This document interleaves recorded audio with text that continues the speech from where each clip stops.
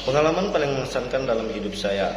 Cerita singkat yang mengesankan dalam hidup saya. Saya bernama Krisyanto Emmanuel Dalla, lahir pada tanggal 24 Desember 2002. Pada tahun 2008, orang tua saya menyekolahkan saya di TK. Itu awal pertama saya sekolah, dan pada akhirnya saya sekolah di situ bersama teman-teman, dan kami pun belajar bersama teman-teman, dan hari tanpa hari pun terus belajar selama 2 tahun, dan akhirnya kami pun semua lulus dari TK, dan kami pun akhirnya sekolah lagi di SD. Pada waktu itu awal saya sekolah di SD, dan saya jarang sekali masuk sekolah.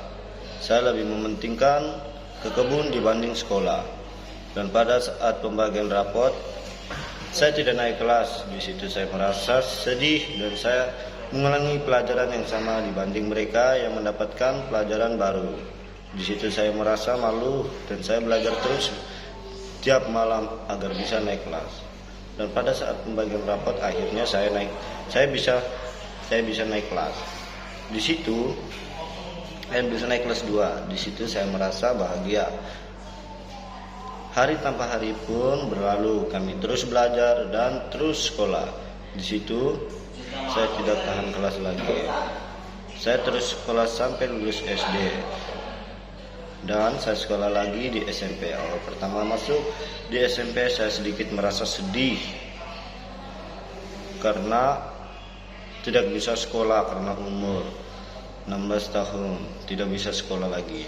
Saya merasa sangat beruntung karena umur saya 15 tahun dan saya bisa sekolah lagi bersama teman-teman seperti biasa. Hari tanpa hari pun kami terus belajar, dan akhirnya naik kelas terus sampai lulus SMP, dan saya sekolah lagi di SMA. Itu awal pertama saya sekolah online karena corona. Waktu itu sekolahnya online dan HP saya rusak.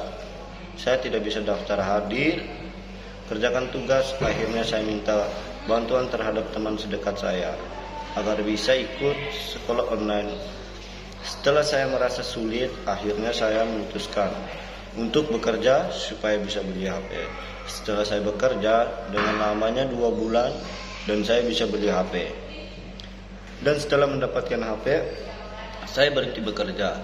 Setelah sekian lama tidak pegang uang lagi, akhirnya saya memutuskan untuk bekerja lagi. Pada akhirnya saya mendapatkan pekerjaan di Teluk Bayo, membuat stadion. Waktu itu saya bekerja bersama teman-teman saya yang sama-sama dari kampung.